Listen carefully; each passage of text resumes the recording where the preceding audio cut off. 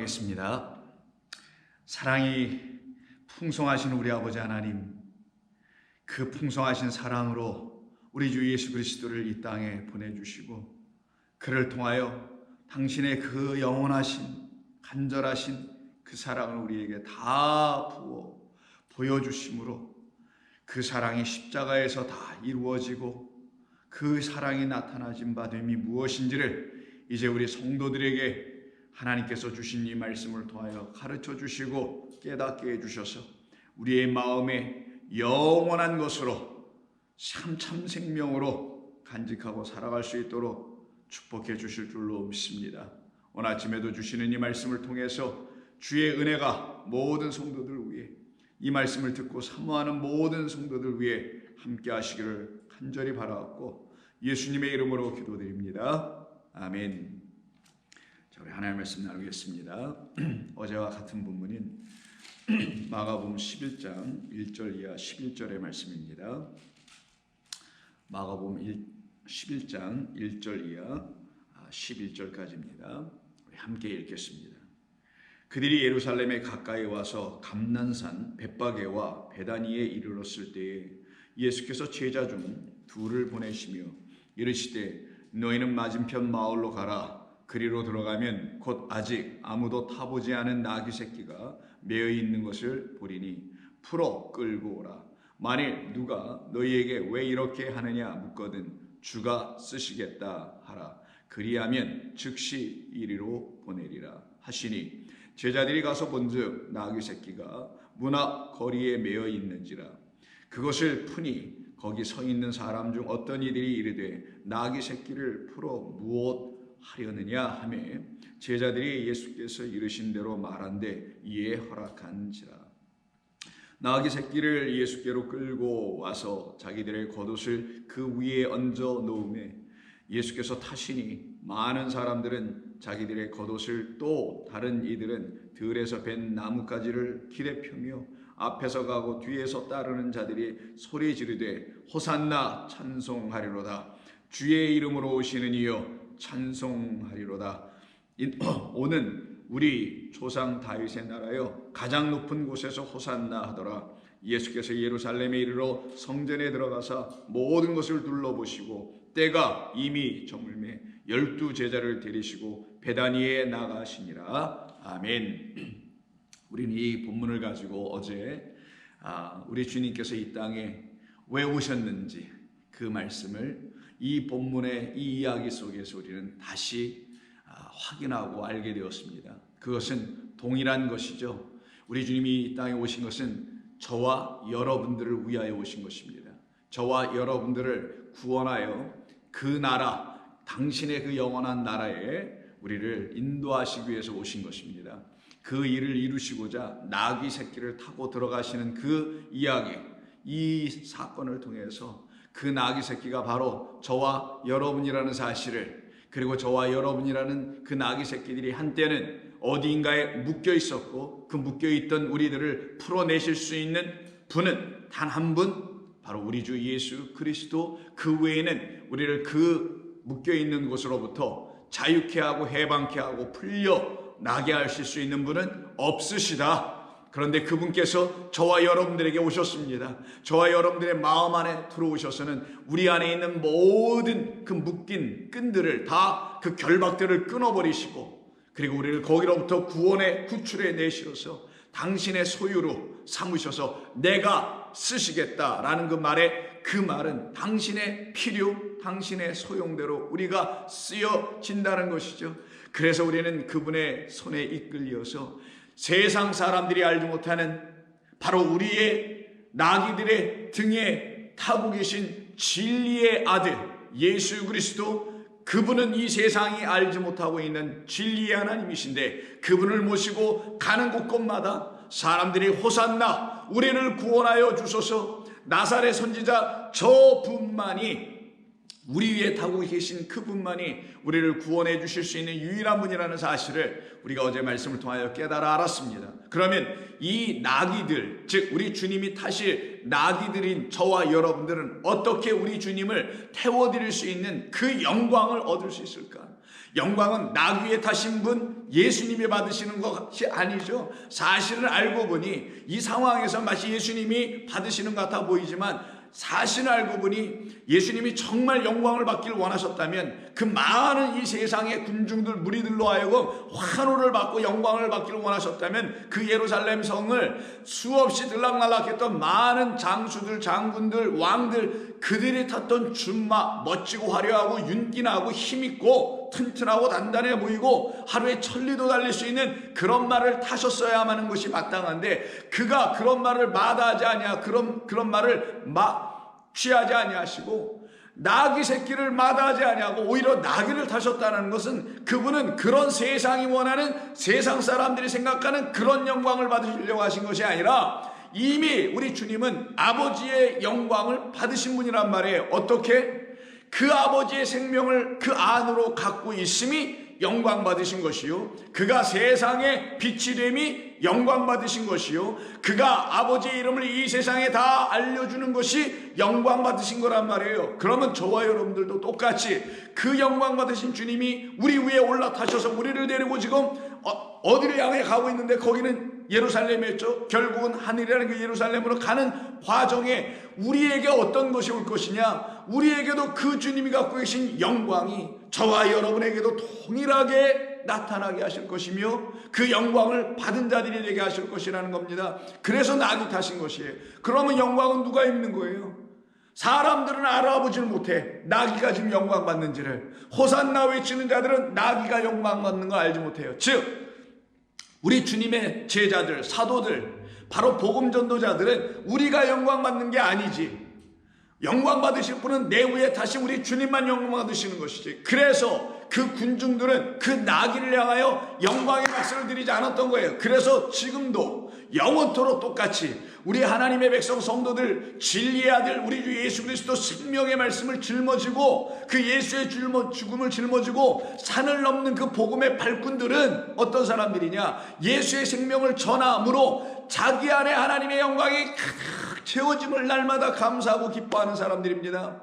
세상이 말하는 그런 영광, 스팟라이트, 조명들을 받는 것이 그들의 삶에 요청된 이야기가 아니고 바램도 아니고 오직 자기들 안에 내가 우리 주님 태우고 가니, 내가 우리 주님 진리를 모시고 가니, 즉 성도 저와 여러분 안에 생명의 말씀이, 우리 진리의 그리스도가 여러분 안에 구주로 딱 영접하여 들어와 좌정하시고 여러분을 질서 있게 통치하시고 인도하시는 그 삶을 여러분이 지금 살아가고 있기에 그런 여러분들을 통하여서 하나님의 영광은 여러분들 안으로 비춰지게 되며 하나님의 참된 희락과 기쁨과 안식이, 평안이 여러분의 것이 되는 것입니다.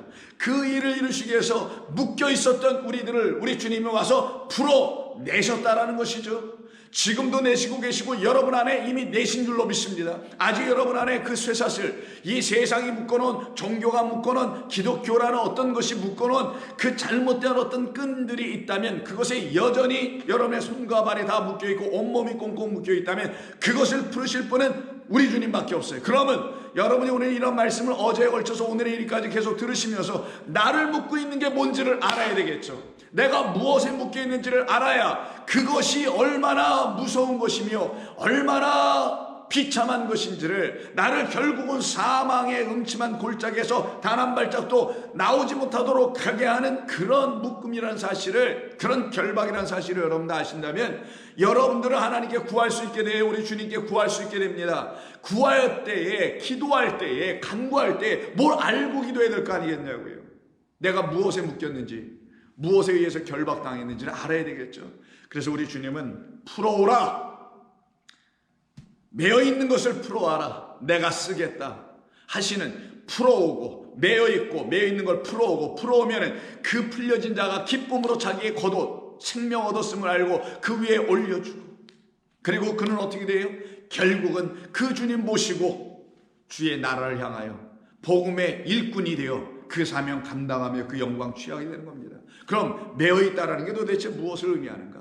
매어 있다는 건 더러운 영에 붙잡혀 있는 거 말합니다. 다시 매여 있다, 우리의 영혼이 속박당했다라는 것은 이 세상의 삶의 근심거리에 붙잡혀 있거나 여러분의 삶에 해결되지 않은 어떤 문제들에 묶여 있는 것을 말하는 게 아니에요.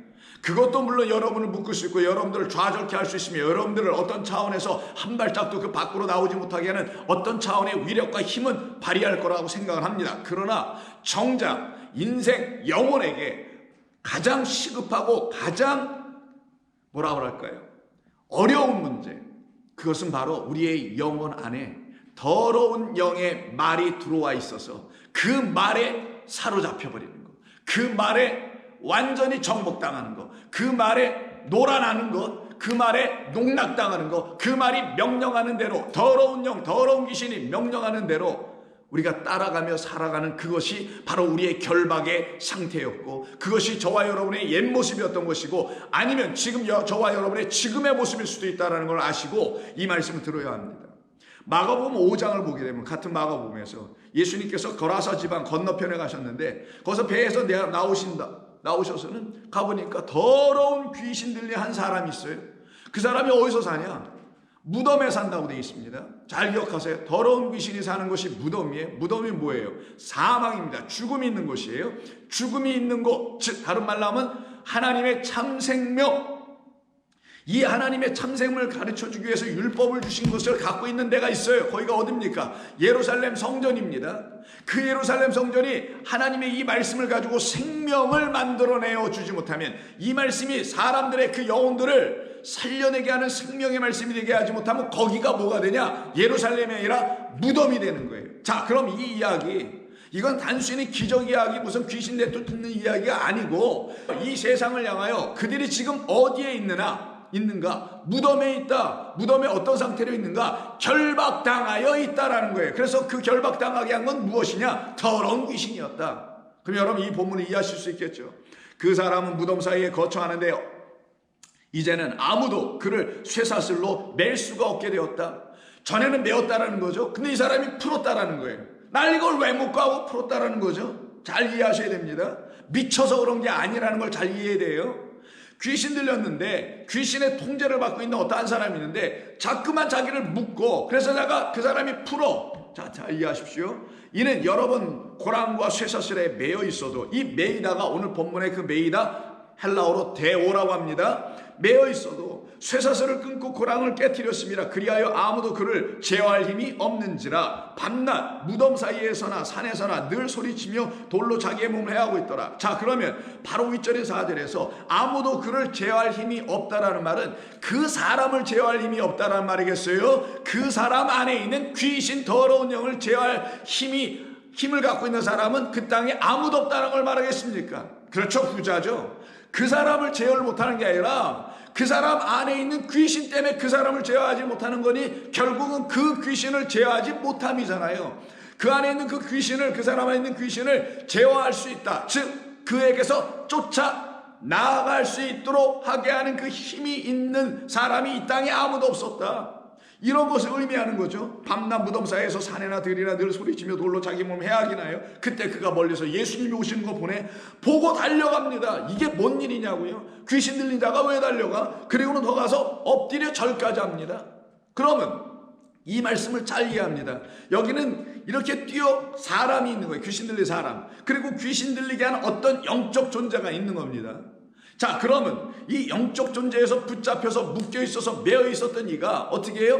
풀어버려 자꾸만. 그때는 또 가서 매여, 또 풀어버려. 근데 어느 날 더 이상 묶지 못하게 된 상태에서 이제 누구만 기다리고 있었던 사람이냐? 자기를 정말 풀어줄 사람을 기다리고 있었던 거예요. 어떤 풀어줄 사람? 나를 매인 것은 이 쇠사슬이 아니라 내 안에 있는 더러운 영, 더러운 귀신이었다라는 걸 말해주려고 하는 겁니다. 그 내 안에 있는 더러운 영, 더러운 귀신을 풀어줄 사람, 쫓아내줄 사람, 해결해줄 사람, 브레이크할 사람, 나를 계속 묶고 있는 이 더러운 영을 해결해줄 수 있는 사람이 그 성전, 그 땅, 그 무덤에는 없었다. 왜? 생명 갖고 있는 자가 아무도 없었으니까. 그러니 이 사람의 마음이 어떻겠어요? 나를 고만 좀 묶고 너희들이 왜 자꾸만 나를 묶는 거야? 내 안에 있는 누구를 결박해달라는 거예요. 그 말은 너희들이 지금 나라는 사람을 묶을 게 아니라 내 안에 있는 더러운 귀신을 묶어서 개를 좀 던져버려 줘야지 라고 하는 그런 마음만 가지고 무덤 밖에서 계속 살아가고 있는 자, 마치 이 나귀 새끼가 그 성전, 그 집, 그 길가 어떤 집 문 밖에서 묶여있는 상태로 있는 그 나귀 새끼랑 똑같은 모습을 보여주고 있단 말이에요, 이 이야기가. 그러니 그가 달려와서 예수님께 절하는 것이죠. 이상하지 않아요? 왜 귀신이 와서 절을 하냐고요? 그 사람이 와서 절한 거예요. 그는 기다렸던 겁니다. 나귀 새끼가 기다렸던 것처럼 누구를, 우리라는 나귀 새끼들이 누구를 기다린 것처럼 만왕의 만주의 주, 우리의 영원한 하나님의 아들 그리스도 예수께서 오시지 않으면 나의 영혼은 해결이 안 돼. 이 세상은 해결이 안 돼. 이 세상이 아직도 번잡하고 혼란하고 어려움을 겪을 수밖에 없는 이유는 이 세상의 주가 하나님이 되어 있지 않냐고, 이 세상의 주가 그리스도 예수가 아니기 때문에 그렇습니다. 그 선지자, 그 하나님의 아들을 영접하지 않았기 때문에 그러는 거예요. 그런 자들이 세상을 주물럭거리니 세상의 사람들이 혼란 가운데 빠지고 고통 가운데 빠지고 신음 가운데 빠지게 되는 겁니다. 하나님은 그 악한 자들을 반드시 심판하십니다. 하나님은 당신의 선한 능력으로 심판하십니다. 그 선을 가르치기 위해, 그 악한 것들은 선이 아니면 무너질 수가 없어요. 악은 악으로 무너뜨리는 게 아니기 때문인 거예요. 악은 악이 붙으면 더 악해질 뿐이야. 근데 이 악은 하나님의 선하신 능력, 복음, 진리, 생명으로 무너뜨리는 거예요. 그래서 이 사람이 멀리서 예수를 보고 달려옵니다. 단걸음에 달려와서 엎드려 절을 하며 큰 소리로 부르짖어 이르되, 지극히 높으신 하나님의 아들 예수여, 나와 당신이 무슨 상관이 있나이까? 원하건대 하나님 앞에 맹세하고 나를 괴롭게 하지 마소서. 이 말에는 의미가 있습니다. 잘 이해해야 돼요. 이중적인 거예요. 귀신의 목소리 들으면 귀신은 나하고 관계하지 마셔. 나는 이 사람 내가 정복하고 내가 이 사람 결박했으니 이건 내 거야. 당신 나와 무슨 상관 있어? 당신은 나에게서 떠나야 돼. 내가 얘를 내 소유로 삼았거든. 내가 얘를 가서 내가 묶어버렸거든. 내 것으로 내가 쓰려고 내 소용으로 내가 좀 붙잡아놨거든. 근데 왜 당신이 무슨 상관이 여기 와서 왜 이 사람한테 달려오려는 거야? 이 사람 만나러 온 거야? 라고 하는 측면이 하나 있는 거예요, 귀신의 입장에서 볼 때는. 그러나 이게 만약에 이 이야기가 그 귀신의 말이 아닌 그 한 영혼의 외침이라고 한번 들여다보세요. 예수여, 당신이 나와 무슨 상관이 있나이까 아니라 당신은 나와 어떤 상관이 있어야 합니다라는 의미죠. 그리고 나는 원하건대 하나님 앞에 맹세하고 나를 이 더러운 영, 더러운 귀신으로 인해서 더 이상 괴롭게 좀 하지 않게 좀 해주세요. 나는 이 더러운 영, 더러운 말, 하나님의 거룩한 말씀을 주지 못하는 이 무덤이 내주는, 세상 거룩하지 못한 성전들, 세상 나라가 내주는 그런 말이 나를 지금 자꾸만 옵죄이 나를 붙잡고 있는데, 그 말은 이 하나님의 백성, 이스라엘 백성들, 이 땅에 있는 하나님의 이스라엘들, 그 저와 여러분들이란 모든 백성들이 거짓된 말들에 의해서 이렇게 농락되어 붙들려 있는데, 나를 더 이상 그런 자들에 의해서 괴롭힘을 당하지 아니하도록 내게 좀 맹세 좀 해주세요. 해결해 날 주실 거라고. 그런 말이었기 때문에 곧바로 8절에서 그 영혼의 외침, 그 영혼의 간구, 그 사람의 간구를 들으시고, 어떤 사람? 예루살렘의 딸, 시온의 딸입니다. 이가 바로 저와 여러분이라는 거예요. 하나님의 사랑하는 신부들, 저와 여러분들이 바로 이렇게 구할 때에 귀신이 말하는 그런 구함이 아니라 그 한 성도의 그 외침과 그 구함이 있을 때에, 더러운 귀신아, 저는 내 백성이니 거기에서 나가라, 이렇게 나가게 할 수 있는, 그래서 그 결박을 완전히 끊을 수 있게 하실 그분은 누구밖에 없다? 우리 주 예수밖에 없다. 그 말이 바로 3절에서 무덤 사이에서 하는데, 이제는 아무도 그를 쇠사슬로 맬 수 없게 되었다는 말은 너희들이 더 이상 이를 묶을 수 없다. 이제 내가 너희들이 메었던 거짓된 말, 거짓된 영으로 그 영혼을 묶어버렸던 너희들의 종로로나 하게 하고, 너희들의 헛된 수고나 하게 하고, 너희도 지지 못하는 짐을 손가락 하나도 움직이지 않으면서 이 백성들에게 다 지게 한다는 마태복음 23장의 말씀처럼 너희도 지게 하지 못할 거야. 짐승, 나귀 새끼, 이런 걸 너희도 사용하지 못하게 할 거야. 귀신아, 더러운 말아, 더러운 영아, 하나님의 율법의 거룩한 말씀 그 영을 더러운 인간의 계명의 수준으로 가르쳐서 그의 영혼들을 짓밟아버린 이 더러운 귀신들아, 나가라! 한둘이 아니었던 거예요. 그가 곧고라져 나갑니다. 이에 더러운 귀신아 나가라 했더니까 나가죠. 이에 물으시되 내 이름이 무엇이냐? 이르되 내 이름은 군대니라. 그 말은 그가 많음이었더라. 요한계시록 9장 10장 가서 이렇게 보시면 더러운 귀신들이 모여있는 그 무적의 황충들이 있죠. 그 황충들의 수가 수없이 많습니다. 메뚜기가 그렇게 한번 쓸고 지나가면 수억 마리가 쓸고 지나가는 것처럼 수없이 많음을 갖고 있는 자, 이 땅의 많음, 수도 많고 양도 많고 좌우지간 많음을 추구하는 자들, 즉 하나님의 이 많은 말씀을 가지고 1만 마디의 말씀을 가지고 이런 뜻이에요. 이 말씀을 5마디, 바울이 말한 겁니다. 이건 이 많은 1만 마디를 방언으로 듣고 있어. 하늘의 말이 안 들려지니 이게 여전히 방언으로만 들려졌어요. 그래서 1만 마디 방언을 하기보다는 깨달은 5마디, 진리의 5마디, 하나님의 참된 생명의 말씀 5마디를 알아듣는 것이 더 중요하다라고 말하는 그 차원에서 이들은 지금 많은 말만 갖고 있는 자들, 많은 물 위에 그 음료가 털커덕 앉아있다 그러죠. 계시록 17, 18장에 보면은 그 상태. 그러니 여기 이 5장에서 지금 말씀하고 있는 것은 무적행이요, 예루살렘 성전이요, 이 땅이요, 그리고 하나님이 없는 하나님의 통치를 막아버리고 제한해버리고 제약해버리고 다 닫아버리고 그 안에 있는 하나님의 백성, 이 땅에 있는 하나님의 백성들, 그들의 피부 색깔이 무엇이든 그들이 사용하는 언어가 무엇이든 나라와 족속이 무엇이든, 그래서 그 나라 방언 족속 모든 열방에 하나님의 백성들이 가득히 있어야 되는데 그들을 어두움으로, 두꺼운 어두움으로, 아주 빽빽한 어두움, 흑암으로 그냥 눌러버리고 있는 이 세상, 거기에 만약에 당시의 예루살렘 교회처럼 지금의 교회들도 그 부류에, 그 동류에 속해서 그와 같은 짓을 하고 있다면 어떻게 될 거냐고요 도대체. 우리는 그런 자들로 부름받은 사람들이 아닙니다. 이렇게 나귀처럼 묶여있는 자와 바로 이렇게 그 무덤 사이에서 체인에 걸려가지고 묶여있는 자는 다름 아닌 하나님의 딸들입니다. 하나님의 백성들이었던 거예요. 그래서 그를 거기서 쫓아내버리죠. 그럼 그를 집으로 돌려보냅니다. 가족에게로 돌려보냅니다. 그게 19절, 허락하지 아니하시고 그에게 이르시되 집으로 돌아가 주께서 내게 어떻게 큰 일을 행하사 너를 불쌍히 여기신 것을 내 가족에게 알려라. 그의 가족은 동포입니다. 그 성전 안에 여전히 죽어가고 있는 자기와 똑같은 묶여있는 그들에게 이제 예수님 뭐 주신 거예요? 당신이란 참 생명, 그렇게 풀어낼 수 있는, 이 쇠사슬을 완전히 풀어낼 수 있는 그 영으로 그를 보내시는 것이죠. 그러니 이 아브라함의 딸들, 시온의 딸들, 이스라엘의 딸들은 바로 이 사람, 귀신 들린 사람처럼, 그리고 오늘 본문에서 나귀 새끼처럼 다 똑같은 이야기를 하네요.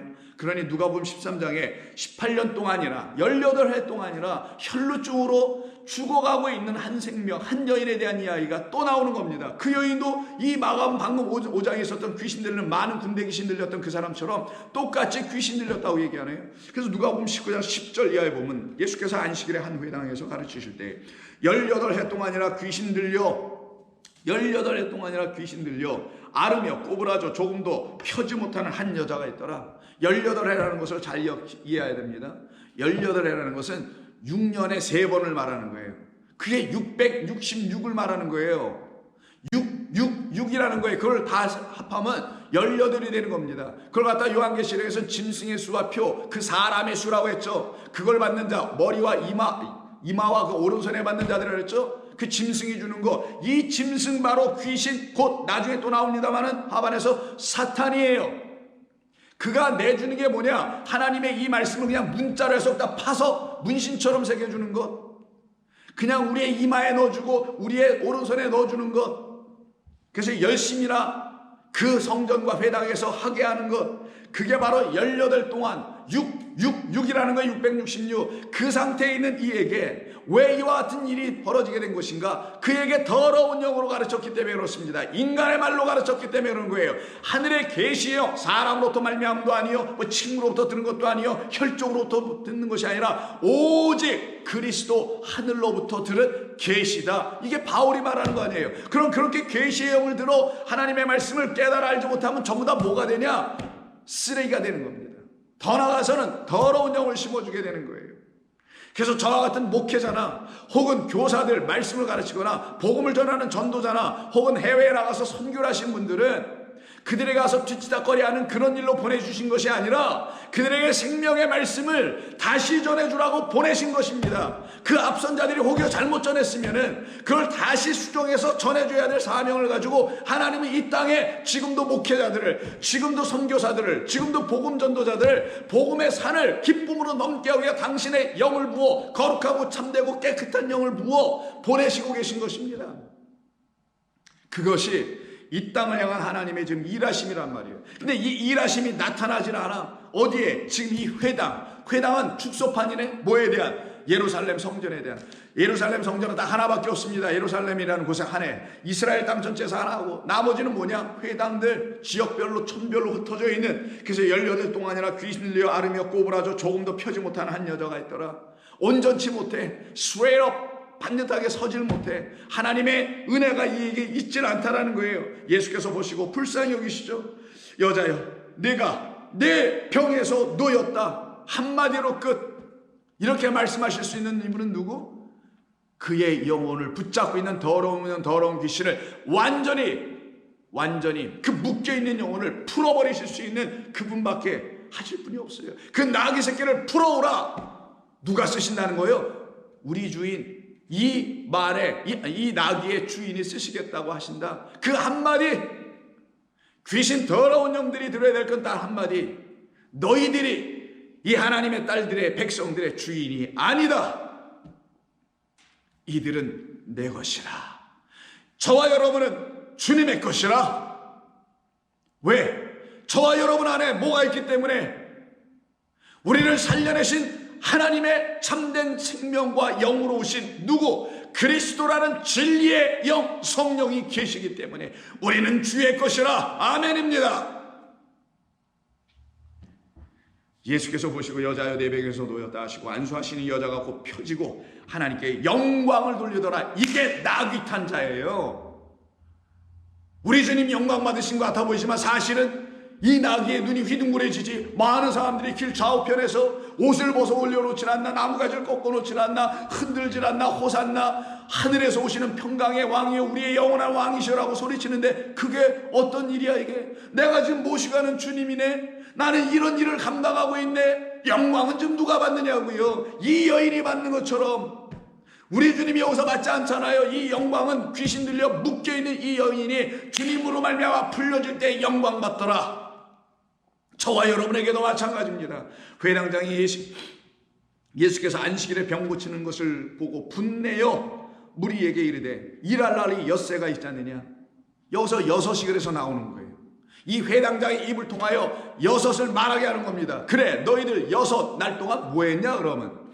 하나님께서 6날 동안 창조하신 그 빛을 주시고 물을 주시고 씨를 주시고 이것이 하늘의 것인데 이걸 땅에다 똑같이 주셔서 짝이 되어 이 땅에 하나님의 뜻이 이루어지게 하려고 했던 것인데 하늘의 뜻이 땅에서 이루어져야 되는데 하늘의 것이 이 땅에서 안 풀려지니 땅에서는 여전히 묶이고 매어 있는 상태만 되어 있네. 그게 너희들이 6일 동안 한 일이냐? 그래서 이 여인이 그 6을 계속 반복하는데 3번 반복한 것으로 6이 된 겁니다. 말 그대로 완전히 묶였다라는 걸 말하고 더러운 귀신이 이 땅에 창궐하고 완전히 이 땅을 장악했다라는 걸 말하는 거예요. 거기에 누가 오시지 않으면 해결이 안 돼? 예수가 오시지 않으면 해결이 안 됐던 거예요. 근데 이 세상은 아직도 종교나 철학이나 인간들이 가르친 어떤 질서나 이데올로기나 어떤 차원의 것들을 가지고 세상을 뭘 좀 더 낫게 만들어 보겠다고 애를 쓰고 혹은 어떤 차원에서 영생과 구원이 있다고 거짓된 말을 계속 그 진리라고 말을 하고 있다라는 거예요. 저와 여러분 복된 자들입니다. 거기서 나왔잖아요. 거기서 나올 수 있도록 우리 주님 인도해 주셨잖아요. 풀어내 주셨잖아요. 2 제자 2 중이 보내서 예수와 성령 보내주셔서 예수는 십자가에 달게 하시고 성령은 우리 안에 들어서 우리의 모든 흉허물 죄를 다 사하여 주시는 능력의 복음을 성령께서 다시 가르쳐 주셨잖아요. 이게 2 제자를 데려 보내서 풀어오라고 하신 뜻이 거기에 담겨 있는 겁니다. 그게 바로 2 증인이요. 그러면 그 2 증인에서 풀려진 자들인 저와 여러분들도 똑같이 2 증인 될 수밖에 없잖아요. 누구랑 누구? 나와 내 위에 다신 두고 그리스도 예수와, 그럼 나와 그리스도 예수가 하나가 됐네. 이들 두 증인, 그들이 바로 우리 주님을 십자가에 못 박은 그 애굽이라고 하고 소돔이라는 그곳에 가서 그들이 죽임당하는 게 계시록 11장 이야기 아닙니까? 제가 보내드리는 모든 설교 하나도 빠짐없이 다 들으신 분들은 지금 제가 여러분들에게 이렇게 설교해드리는 모든 말들이 여러분의 영혼을 지금 기쁘게 할 겁니다. 지식이 아니에요. 하나님의 나라는 지로 들어가는 게 아닙니다. 그런 어떤 차원의 뭐 성경 지식으로 들어가는 게 아니에요. 하나님을 알아야 가는 거예요. 하나님을. 이 성경은 하나님을 알게 하는 방편으로서 우리에게 주신 것이지 이걸 갖고 지식을 탐독하라고 한 게 아니란 말이에요. 그러면 그들은 지식으로 들어가는 게 아니라 의지로 들어가게 됩니다. 맞아, 나를 구원하신 분이 그런 분이자고 의지가 생기게 돼요. 선한 의지들이 결단코 타협할 수 없으며 결단코 무너지지도 아니하며 결단코 좌절할 수도 없는 하나님이 주신 의지를 굳건히 붙들고 자기 안에 있는 그리스도 그 생명의 말씀을 어떠한 조건과 환경에서도 지키며 담대하게 나가는 자들이 되는 것입니다. 그러면서 우리 주님께서 이 엿새라고 말하고 있는 그들을 향하여 얘기하죠. 그가 좀 더 계속 얘기하네요. 그 회당장이 말하기, 엿새가 있는데 그동안에 와서 고침을 받을 것이요 안식일은 하지 말 것이니라. 너네가 6일 동안 좀 고쳤으면 참 좋았을 텐데 그거 못했구나라는 그런 말이 우리 예수님의 입에서 막 나오려다 예수님이 참으신 것 같아요. 저 같으면 했을 거예요. 주께서는 대답하여 이르시되 외식하는 자들아 너희가 각각 안식일에 자기의 소나 나귀를 외양간에서 풀어내어 이끌고 와서 물을 먹이지 아니하더냐. 여기에 중요한 의미가 있죠. 외양간에 갇혀 있는 소, 그 외양간에 갇혀 있는 소가 말라기에서 어떻게 합니까? 뛰어나와야 되죠. 그게 말라기 3장이에요 여러분. 4장 뛰어 나오는 역사가 구약의 끝. 구약은 이걸 약속하고 끝낸 거예요. 그럼 이 외양간에 갇혀 있는 소와 여기 낙이 나오네. 낙이 새끼가 지금 외양간에 갇혀 있어요. 그 외양간이 뭐예요? 생명을 낳게 하는 곳 아닙니까? 외양간에서는 소와 짐승들이 생명을 낳잖아. 거기서 해산하는 곳 아닙니까? 그 고통을 이기고 해산하는 그곳에서 물 한 방울도 없어. 그들이 고통을 이기고 해산할 수 있도록 하기 위해서 생명이라는 물을 마셔야 되는데 물 한 방울도 주지 않는 그런 외양간, 그런 거짓된 성전에서 그 소와 낙이라는 내 백성들이 지금 갇혀 있다. 이걸 말씀해 주시려고 이와 같은 비유를 쓰신 거예요. 단순한 세상의 비유 정도 쓰신 정도가 아니라, 그렇기 때문에 16절에서 그러면 18해 동안, 다시 말씀하시네요. 18해 동안 너희가 말한 그 유혹 무려 너희들 3번씩이나 했네. 완전히 내 영혼을 내 백성을 죽였네. 18해 동안 사탄에게 메인바된, 이때 메인다가 되어 묶여있는 매어있는 나귀, 매어있는 이 외양간의 소와 나귀, 이를 어떻게 해요? 문을 딱 열어줘봐, 빗장을 열어줘봐, 얘들이 그냥 탁 뛰어나갑니다. 그래서 말라기에서 그런 얘기가 나오는 거예요. 소양간 외가 뛰어나가는 것처럼 생명으로 다시 태어나는 걸 말하는 겁니다. 우리가 이 세상이라는 외양간에 갇혀 있거나, 우리가 이 세상이 만들었던 종교의 틀 속에 갇혀 있거나, 이 세상이 말한 어떤 교육의 체계, 어떤 체계들 속에 갇혀있는 우리들에게 우리 주님 빛으로 오셔서 외양간의 빗장을 꺾어버려, 그 대적의 성문의 빗장을 꺾어버려. 이게 리브가에게 주었던 약속. 그것을 꺾어. 그래서 아브라함에게도 그 칼을 들고 찔리려고 했을 때 칼을 멈춰라 라고 하시면서 내가 이젠 내게 모든 것을 다 맡기고 믿는 줄을 내가 아노라 하고, 하나님께서 그 아브라함에게 창세기 20장에서 똑같이 대적의 성문을 부술려면 그들이 걸어놓은 빗장을 쳐야 되거든요. 여러분 전쟁 영화 보시면 성문을 부수기 위해서 어마어마한 이런 나무를 가지고 치지 않습니까? 안에는 빗장을 2중 3중으로 걸어놓죠. 그 빗장을 깨버리는 거예요. 나귀들이 밖으로 뛰어나오지 못하도록. 여러분 예전에 소를 키우는 외양간을 그런 걸 보시거나 키워보신 분들은 아시겠지만 전부 다 빗장 하나만 걸어놓습니다. 그 빗장 아래로 사람은 어떻게 하겠어요? 이렇게도 나오고 저렇게도 나오고 넘어도 가고 하겠죠. 소나 낙이나 말들은 그러지 않아요. 그 빗장 하나에 그냥 가만히 갇혀 있습니다. 우리 같으면 그 사이로 이렇게 나올 것 같은데 그렇지 못해요. 그렇게 그 빗장 하나에 걸려있는 그들이 껴놓은 거짓된 자기 인간의 말로 걸어버린, 그게 바로 메인 사슬입니다. 그거를 우리 주님이 와서 제껴버리는 거예요. 그게 바로 성을 무너뜨리는 일입니다. 그 외양간을 아예 박살내버리는 것이죠. 파괴시키는 것이었죠. 그래서 아브라함의 딸을, 이 사탄에게 메인바되었던 이 아브라함의 딸을 안식일에 이 매임에서 이 대오 상태에서 푸는 것이 합당하지 않느냐? 저는 나의 나귀 새끼니라 내가 써야 되겠다. 내가 저들을 타고 내 나라 가려고 왔다. 예수께서 이 말씀하심에 모든 반대하는 자들은 부끄러워하고 온 무리는 그가 하시는 모든 영광스러운 일을 기뻐하니라. 영광 나오네요. 어떤 영광? 그 여인이 쫙 고부라진 게 펴져. 그 안에 있던 더러운 영, 더러운 귀신, 그 회당장으로 기술을 해서 그 나머지 그 수하들이 거짓된 말로 던져줘 그의 영혼을 죽이고 있는, 그러니 이 여인은 모든 이 안식일 날에 그 회당에 모여있는 모든 사람을 대표하는 것에 불과한 것이지 이 여인만 그런 것은 아니지 않습니까? 그러면 이 여인은 곧 누구? 회당장을 대표하는 여인뿐만 아니라 지금 누구? 이 세상을 대변하고 있는 하나님의 여종입니다. 우리이기도 하다라는 거예요. 우리를 대변하는. 그래서 우리도 이 여인처럼 되어야 되겠죠. 이 여인처럼 거기서 갇혀 있었으나 나와야 됩니다. 이것을 뭐라고 하는 거냐? 그 외양간에 있는 소가 물을 마시러 뛰어나가는 거예요. 물은 누구에게만 있어요? 생명수는 우리 주 예수. 그걸 몰랐던 수가성의 여인은 그 엉뚱한 우물에 갔었죠. 그걸 야곱의 우물. 그 바로 거짓된 성전에 그 우물에 가서 계속 물을 푸고 있는 그에게 가셔서 그 물은 나야. 내가 바로 생수야.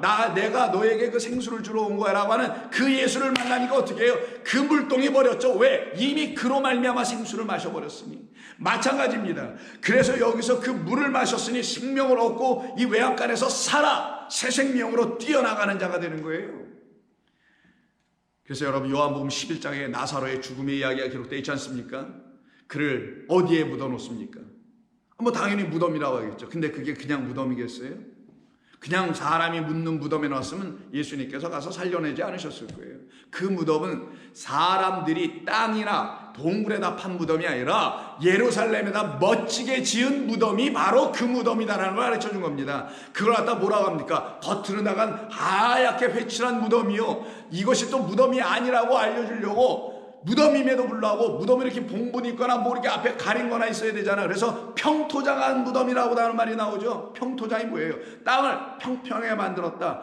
무덤은 무덤인데 옛날에 무덤 중에는 그냥 판판하게 하는 무덤. 여기 미국이 그렇잖아요. 여기는 이렇게 봉분을 세우지 않죠. 어떻게 해요? 그냥 여러분 세미테리 무덤에 가시면 묘지에 가면 전부 다 그냥 바닥에 있잖아요. 그냥 돌이나 하나 이렇게 비석이나 세워져 있고 봉분은 없죠. 그게 무엇을 말합니까? 여기 무덤 같지 않고. 그래서 여러분 미국의 그 세미테리에 가면은 미국에 처음 오신 분들은 여기가 무슨 공원인 줄 알아요. 공원. 왜? 거기 가면 나무도 멋지게 있고 뭐 잔디 쫙 깔려있고 뭐 이렇게 돌들이 있어서 이 돌도 무슨 조각품인 줄 알고 거기가 처음에는 무덤이 아니라 뭐가처럼 보여요? 공원처럼 보이는 거야.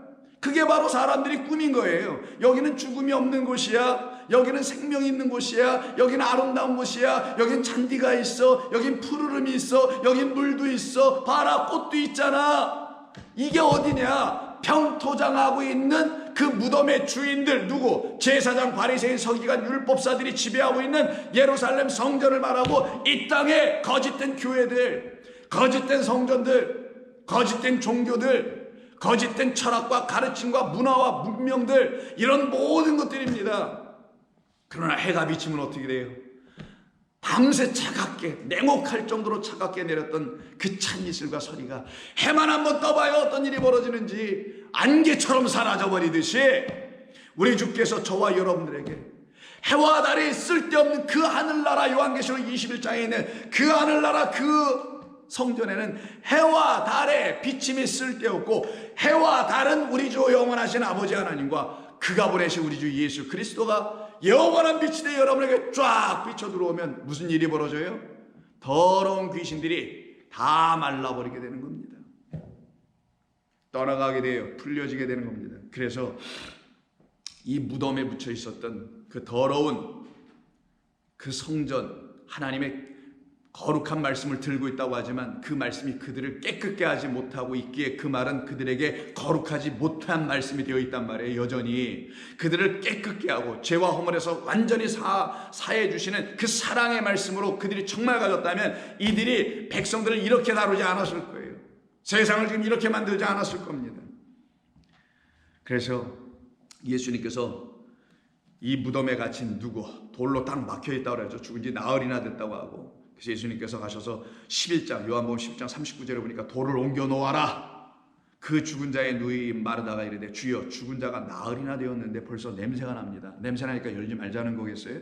단순히 그런 말이 아니라 예수님이 뭐 하시려고 하는 거예요? 그걸 열어서 도저히 예수님이 하시려고 하는 것이 무엇인지 전혀 눈치채지도 알아볼 수도 없는 사람이 지금 마르다로 지금 역할하고 있죠.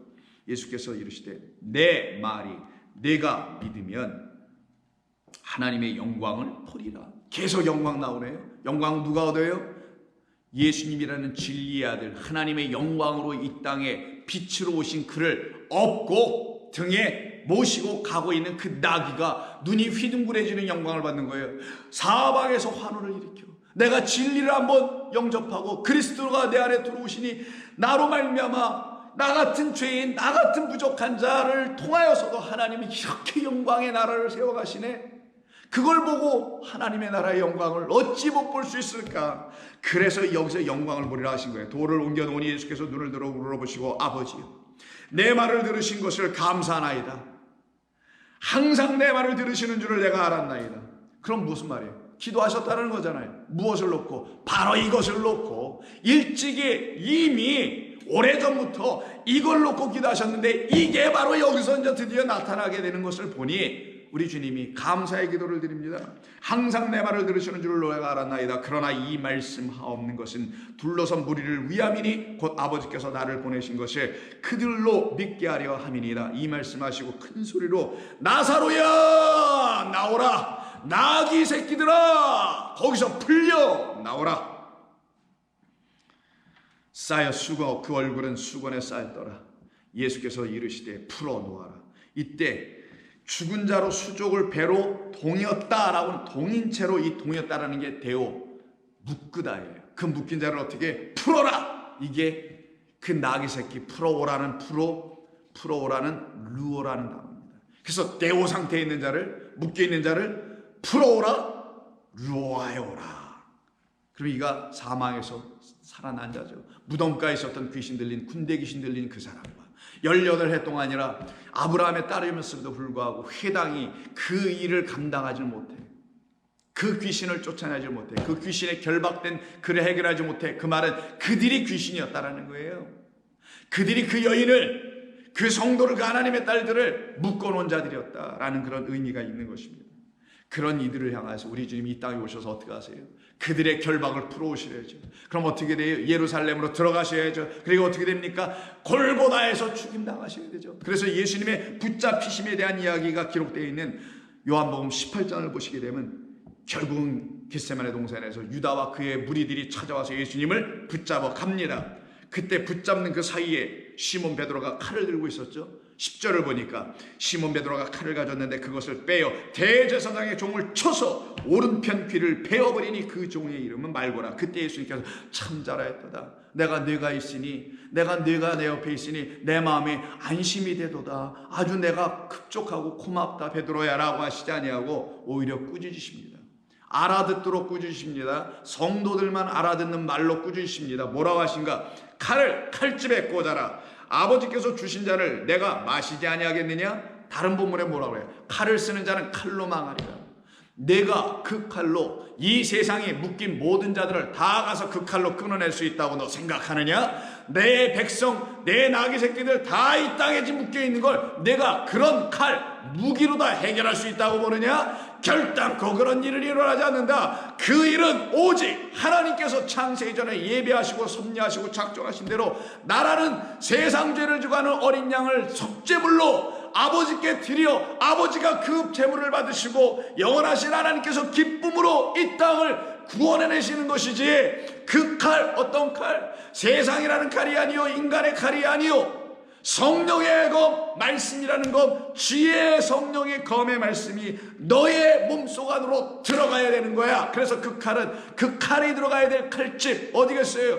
너다. 너 성령의 검이 뚫고 들어가야 될 것은 양날섬 좌우의 그 양날섬 검이 뚫고 들어가서 관절과 골수를 쪼갤 수 있는 그 검은 네가 들고 있는 그런 검이 아니라 내가 너에게 곧줄 성령이라는 하나님의 영, 더러운 영, 귀신 사탄이 아니라 거룩한 하나님의 영이라는 그 말씀이 너라는 칼집 안으로 뚫고 들어가게 할 것이다. 칼은 칼집에 꽂아라. 아버지께서 주신 잔을 내가 마시지 않겠느냐? 너희들도 나의 칼, 성령의 검을 받게 되면 그때 이후에 비로소 너희도 그 잔을 마시고 나를 태우고 너희도 갈게 될 것이다. 이 말씀 하시자마자 이에 군대와 12절 천부장과 유대인의 하속들 아랫사람들이 예수를 잡아 대오 결박 묶어버리네요. 왜? 나귀들 풀기 위해서 그가 결박당하러 오신 겁니다. 우리 주님이 결박당하시지 아니하면은 우리라는 나귀는 거기서 계속 결박당해 있어야 되는 거예요. 이걸 속량함이라고 하는 거예요. 당신께서 당신의 몸값을 우리라는 나귀를 위해서 대신 치러주시기 위해서 당신이 묶여 들어가시고 묶여있던 우리는 풀어내시는 거예요. 그래서 베드로가 그 속에 들어가서 3번 부인하면서까지도 그들에게 묶이지 않고 잡히지 않았던 이유는 예수께서 잡히셨기 때문에 그런 일이 일어날 수도 없게 되는 겁니다. 결박하여 당시의 제사장 가야바였었는데 그의 장인인 바로 앞에 있었던 제사장, 그러니까 집안이 다 해먹은 거지. 이게 바로 세상이 지금 해먹고 있는 것과 똑같지 않습니까?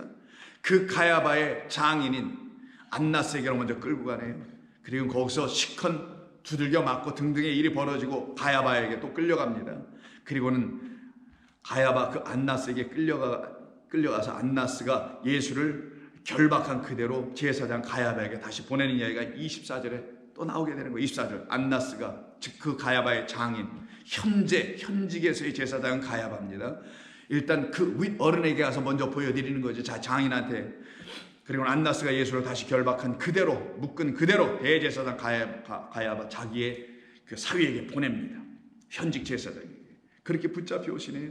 결국 채찍 맞고 십자가에 달려 다 이뤘다 하시면서 그 영혼이 떠나가시죠. 죽임당하시죠. 죽임당하기 바로 직전에 어떤 일을 하시고 하시나요?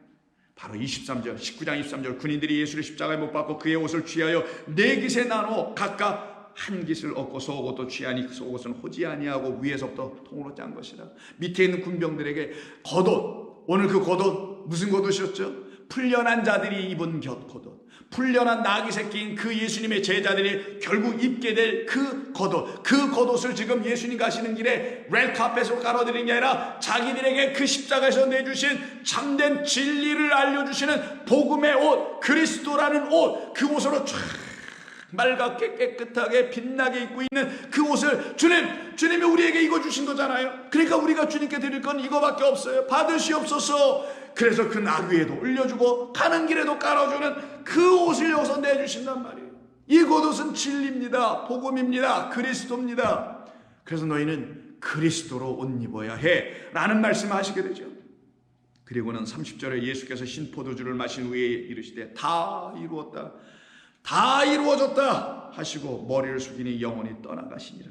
예수께서 죽으신 그곳 어디입니까? 예루살렘. 성 바뀌지만 예루살렘이라는 그 유대 땅이었죠. 결국은 어디에? 이 세상이라는 애굽이죠. 결국은 심판받을 수밖에 없는 소돔이라는 이 세상입니다.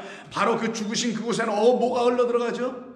드디어 생명을 주시기 위함이라는 하나님의 지혜가 있었던 거예요. 예수를 잡아간 곳이 어디냐? 결박하여 데려간 곳이 예루살렘 성 무덤이었다라는 거예요. 왜? 거기에는 생명 없으니, 더러운 영 사탄만 주고 있으니, 거기서 예수님이 죽지 아니하면, 당신의 피를 거기다 흘리지 아니하면, 당신의 생명을 거기다 쏟아붓지 아니하면 거긴 영원토록 사망만 내주니까 거기가 어디? 이 세상. 이 세상이라는 이 해골들이 가득한 이 세상 위에 십자가 언약의 기둥을 세우시고 거기서 피와 물을 이 땅에 흘려내어 주시니 온 사방으로 강물이 되어 생명강가가 되어 흘러넘치게 하시는 하나님의 놀라운 이 지혜가 바로 이 무덤으로 말하고 있는 이 예루살렘에서 뿌려지게 되는 겁니다. 그러면 예수님의 죽으심이 있는 그곳, 죽으심의 피와 물이 있는 그곳에는 성령이 증거하여 물피 성령으로 우리들에게 하나님의 참된 생명을 부어주시는 것이래. 그래서 예수님의 죽음을 짊어지는 자, 바울과 같은 자, 예수님의 죽음을 영접하는 자, 그가 나의 영원한 구주였구나, 그가 나를 위해서 이 땅에 오신 바로 세상 죄를 지시고 십자가에 죽음당하신 어린 양이셨구나라는 걸 알게 된 사람들, 그 무덤 안에서 우리 예수님은 죽으시고 하나의 미랄로 그리고 많은 열매를 맺게 하시는 거예요. 그래서 오늘 본문에 벳바게와 열매를 맺지 못하는 곳과 베다니, 많은 열매를 맺는 이 베다니가 역사돼 나옵니다. 그런데 베다니에 또 다른 뜻이 하나 더 있습니다. 그게 바로 The House of Affliction. 어떤 집이냐? 어떤 하우스냐? Affliction. 고난의, 고통의 집이라는 거예요. 이 집은 많은 열매를 맺기 위해서는 반드시 해산의 고통을 통하지 아니하면 아들남이 일어나지 않는 것처럼 우리 주님이 여기서 고난당하고 죽임당하시는 그 affliction, 그 고통과 고난이 그를 통하여 이루어지지 않았으면 여기는 생명이 들어갈 수가 없다라는 그 배단위에 그 사이에 서서 그 앞에 있는 예루살렘에 묶여있는 그 나귀를 풀어오라고 하신 뜻이 여기에 담겨 있었던 것입니다. 그러니 이를 위하여 예수님께서 사망과 무적행 상태에 있는 그곳에 갇혀있는 바로 저와 여러분들을 풀어 해결해 주시러 이 땅에 오신 것이었죠. 그가 나를 풀어내지 않으시면 나는 풀려질 수 없습니다. 내가 나를 스스로 못 풀게 돼 있어요. 여러분, 풀다가 더 실타래가 엉키는, 여러분의 어렸을 때 그런 경험 없으세요? 실타래 양쪽에 손에 끼고서 풀 때 엉켜지면 계속 여러분 스스로가 양손 이게 묶인 상태에서 해보세요. 안 되지. 그러면 그 실타래를 앞에서 풀어나가고 있는 그 앞에 있는 여러분의 어머니였을 건데, 대부분이 그 어머니가 어떻게 돼요? 그걸 잘 보면서 얽힌 그 한 올 한 올을 풀어내줘야 되죠. 우리 주께서 우리에게 묶여있는 실타래처럼 묶여있는 그걸 하나하나 풀려지기 전에는 내 안에 있는 마지막 한 실오라기까지 다 풀리기 전에 나는 여기 묶여있는 것과 마찬가지로 우리는 스스로 못 풀어요. 이게 안 풀려지니까 사람들이 어떻게 에이 하고 애따하고 이 자기에게 있는 걸 자기가 스스로 던져버리고 그냥 교회를 떠나거나 세상으로 떠나거나 하는 거 아니겠습니까? 그러나 인내하시오. 온전한 성도의 인내는 소망 때문에 하는 겁니다. 그래서 로마서 5장에서 말하잖아요. 소망이 인내는 뭐에다 다 잊어버려. 한번 읽어보죠. 자, 5장에 보시면 그래서 사도 바울이 이런 얘기 하지 않습니까? 그러므로 우리가 믿음으로 의롭게 여김을 받았지 않느냐? 우리가 그리스도 예수로 말미암아 하나님과 화평을 누리자. 이러면서 자, 다만 이뿐 아니라 환난 중에도 즐거워하나니 이는 환난의 인내를, 인내는 연단을, 연단은 소망을 이루는 줄을 알미라. 소망이 우리를 부끄럽게 하지 아니함은 우리에게 주신 성령으로 말미암아 하나님의 사랑이 우리의 마음에 부어지기 위함이었다라고 말하죠. 그러니 우리 주님께서 이 결박당하고 죽임당하신 이 일이 일어난 그곳에는 드디어 생명이 흘러갈 거예요. 그럼 여러분 안에서도 예수님이 죽어주심이 무언지를 깨달아 알면 여러분 안에도 생명이 드디어 시작돼요. 여러분을 붙들고 있었던 모든 거짓된 영들이 다 떠나가게 되는 줄로 믿습니다. 그래서 예수님께서 그 무덤 가운데 갇혀있고 어둠 가운데 갇혀있는 그 제자들, 여전히 깨닫지 못하여 문 걸어 잠그고 있었던 그들에게 찾아오시는 이야기가 20장 21절. 예수께서 이르시되 너희에게 평강이 있을지어다. 아버지께서 나를 보내신 것 같이 나도 너희를 보내노라. 나귀 타고 가자. 내가 너희를 나귀로 타고 할 거야. 이 말씀을 하시고 그들을 향하여 숨을 내쉬며 이르시되 성령을 받아라. 드디어 주시네요. 거둬주시네요. 너희가 누구의 죄든지 사하면, 풀어주면 풀려질 것이요, 누구의 죄든지 그대로 묶인 상태로 두면 뭐에 의해서? 율법, 인간의 가르침. 율법은 참 거룩한 말씀인데 이거를 해하고 인간의 가르침을 주면 그들은 그대로 묶여 그대로 그들의 죄가 해결되지 않을 것이라. 그러나 너희는 내 뜻대로 보내질 거야. 우리 주님께서 그렇게 말씀하시네요. 그러면 우리를 어떻게 풀어 당신의 백성으로 다시 보내게 하실 건가? 그들에겐 여전히 하나님의 말씀 율법이 있습니다. 우리에겐 여전히 이 하나님의 말씀 성경이라는 율법이 있습니다. 이제는 우리는 그것도 부족하여 신약 성경이라는 것을 다 붙여서 구약이니 신약이니 옛 언약이니 새 언약으로 다 주셨어요. 우리는 구약의 백성들, 이스라엘 백성들 훨씬 나아야 합니다. 왜? 둘이나 다 갖고 있고 예수 그리스도까지 갖고 있네. 생명의 주까지 갖고 있네. 그런데도 지금의 교회가 만약에 그 생명의 주가 나를 풀어오신 그 하나님이여 생명이라는 사실을 모른다면 우리는 여전히 율법의 종로로 타는 자, 교회의 어떤 교리들의 종로로 타는 자들 되지 않을까요? 여러분, 이단들이 갖고 있는 것은 성경만이 아닙니다. 항상 그들은 하나를 더 갖고 있어요. 통일교 같으면 무슨 원리 강론이니 저는 뭐 보지도 못했습니다. 몰몬교 같은 경우는 몰몬경이니 이런 것들 하나하나 더 갖고 있어요. 뭐 여호와의 증인 뭐 이런 데도 뭐 더 있겠죠. 그러면 우리 정통 기독교라는 데는 뭘 더 갖고 있을까요? 교단별로 뭐를 갖고 있을까요? 각 교파별로 어떤 걸 갖고 있을까요? 말씀드리지 않아도 대략 눈치채셨겠지만 잘 모르시는 분들 위해서 말씀드리면 이단들이라고 소위 정통 기독교, 기존의 기독교가 정죄하고 자기들에서 이단이 아니라고 생각하고 있는 그들은 그들을 향하여서, 이단들을 향해서 너희들은 왜 성경에 다른 걸 갖고 있는 거야? 이렇게 말해요.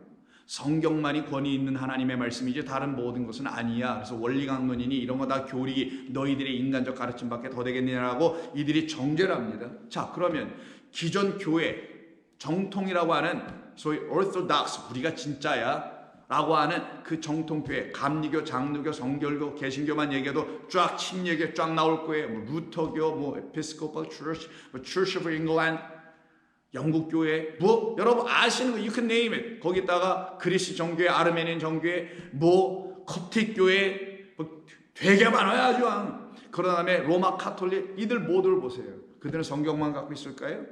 아닙니다. 그들이 교회라는 것을 지키기 위해서 항상 하는 일이 뭔지 아십니까? 성경을 붙들고 교회를 지키지 않아요. 잘 들으세요. 그들의 교파와 교권과 그들의 교세를 지키기 위해서는 성경만으로는 안 되나 봐요. 그럼 그들이 말하는 교회는 성경이 말씀하는 교회가 아닌가 보죠. 그럼 그들이 세운 교단이라는, 교파라는 그들의 교회, 그들의 종교가 뭘까요? 그들의 종교는 뭘로 세워질까요? 그들이 갖고 있는 헌법, 그들이 갖고 있는 법, UMC 같으면 Book of Discipline, 한국의 감리교 같으면 교리와 장정, 뭐 다른 교단은 제가 알지 잘 못하겠어요. 뭐든지 다 법이 있습니다. 성경 외에 성경보다 더 중요한 건 뭐냐? 항상 성경은 다 제껴놓고 헌법에, 교회법에는 뭐라고 돼 있지? 아니면 그거보다 좀 나이스한 거 한번 얘기해 볼까요? 우리 역사 속에서 교리는 뭐라고 하고 있지? 니케아 회의에서 뭐라고 하고 있지? 여러분 뭐 들어보지도 못한 말들일 거예요. 그런 종교회의 공의에서 뭐라고 말했었지? 그거를 따르는 게 정통입니까? 그게 교회를 세우는 것이에요? 교회는 세상이 말하는 건물로서의 교회나 교단으로서의 그런 권위나 갖게 하는 그런 것들은 인간이 말한 그런 말들, 헌법이니 Book of Discipline이니 교리와 장정이니 하는 그들이 또다시 취하고 있는 바로 그게 율법입니다.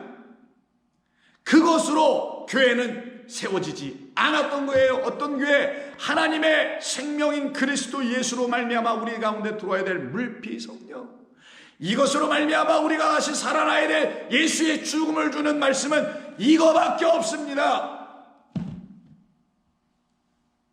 그걸 전해주지 못하게 되니 사람들의 영혼이 죽어가더라. 그 죽은 자들을 놓고 뭐라고 하냐? 여전히 죄 가운데 있는 자들. 그래서 우리 주님께서 너희들은 그렇게 하면 안 돼. 너희들은 가서 다 풀어줘야 해. 너희들에게 내가 내 생명, 진리의 영, 성령을 줬잖아. 내 호흡을 줬잖아. 거룩한 호흡을 줬잖아. 이게 거룩한 호흡이 산스크리트라는 말이기도 합니다. 여러분 버머라고 하죠. 버마 사람들이 쓰는 게 버머가 아니라 옛날 고대 인도인들이 그 북부 히말라야에 있던 사람들이, 그 인도인도 아니지만 사람들이 썼던 게 산스크리트예요. 그때 산이 싼 거가 아니고 영어의 세인트를 말하는 라틴어의 상투스, 이런 모든 말이 뭐 샌프란시스코 생이라고 하죠. 그건 뭐 여기 이쪽 동네 사람들 말이고, 그런 모든 말이 그 산스라는 말에서 나오는 거예요. 그 인도 유로피언 언어가 된다고 하지 않습니까? 이 산스크리트어가 거기서 다 파생돼 나가는 거죠. 그 크리트는 뭐냐? 그게 거룩하다라는 거예요. 깨끗하다, 정결하다 이런 뜻입니다. 그리고 크리트는 뭐냐? create, 창조하다, 만들다, 조성하다, 거룩한 것으로 만들었다. 근데 그게 뭐예요? 언어예요. 하나님께서 우리에게 주시는 건 성령, 깨끗한 영의 말, 거룩한 영의 말씀이라는 거예요. 근데 그 말을 갖지 못하면, 제가 여러분 산스크리트를 가지라는 얘기가 아니라 그 말을 갖지 못하면은 우리는 헛된 말, 인간의 말만 갖고 끝나는 거예요. 그게 진짜 산스크리트를 아무리 열심히 공부했다 할지라도 그 하나님의 말씀이라는 영을 깨달아 알지 못하면 우리는 다시 지어질 말씀이 우리 가운데 얻게 되는 거예요. 근데 우리를 다시 짓기 위해서 그 말씀 성령이 그리스도가 우리 안에 들어오셔서 그리스도 예수 안에 있는 자는 새로운 피조물이 되게 되는 겁니다. 그렇게 만들어지는 것 같다가 성령을 내 호흡으로 받아라. 너희가 누구의 죄든지 사하면 사해줄 것이요 누구의 죄든지 그대로 두면 그대로 있으리라. 하늘에서 풀려진 것이 이 땅에서 지금 안 풀려지고 있네. 근데 베드로야, 땅에서 풀려지면 하늘에서도 풀려질 것이요. 근데 땅에서 안 풀려지면 묶이면 하늘에서도 그대로 묶일 것이다. 그러면 우리는 어떻게 해야 될까요? 우리는 한때 낙이 새꼈다가 이제 풀려났습니다. 죄악 벗은 우리 영혼은 기뻐 뛰며 주를 보겠네. 하늘에 계신 주 예수를 영원히 섬기리. 우리 낙이 되어, 우리 주님이 쓰시는 낙이 되어 영원히 섬길 수 있는 우리는 도대체 그럼 어떻게 섬겨야 하나? 그분을 어떻게 진리, 내 주님을 어떻게 모시고 이 세상 진리가 없는 곳으로 가야 하나? 그 사명 어떻게 감당해야 하나? 내일 한 번 더 말씀을 나눕니다. 기도하겠습니다. 아버지 고맙습니다. 오늘도 주님께서 우리들의 모든 영혼의 문제를 주님 풀어주시고 해결해 주시고 응답해 주시는 성령으로 이 땅에 오셔서 우리들 안으로 들어오셔서 우리의 주가 되셨사오니 우리들은 다 풀려나게 됐습니다. 당신의 그 호흡으로, 영으로, 생명으로, 하늘의 영의 말씀으로, 하나님의 말씀으로 풀려났습니다. 감사 또 감사 드리오니 영광받은 우리 나귀 새끼들 위해 하나님 당신의 빛을 비춰주셔서 그 길로 걸어가게 도와주옵소서. 우리 발에 등불로 오신 그리스도 예수와 우리의 앞의 길에 빛으로 오신 우리 주 예수 그리스도를 영접한 자들 위해 빛이 있을 것이며 그들의 길은 탄탄대로요 하나님께서 그들의 삶을 지켜주실 줄로 믿고 우리 주님 예수님의 이름으로 기도하옵나이다. 아멘.